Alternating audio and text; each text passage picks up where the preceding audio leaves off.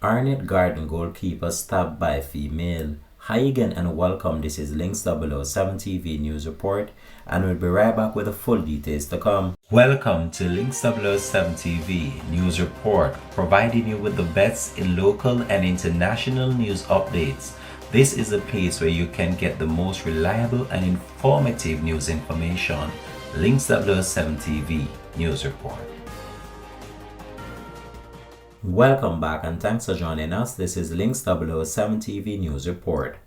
Arnett Gardens goalkeeper J. Williams has been hospitalized after he was allegedly stabbed by a woman following a Premier League game against Tivoli Gardens at the Anthony Spalding Sports Complex on Monday night. The 24-year-old Williams had kept a clean sheet in the draw against arch-rival Tivoli Gardens when he allegedly got into a confrontation with a woman and was wounded in his chest.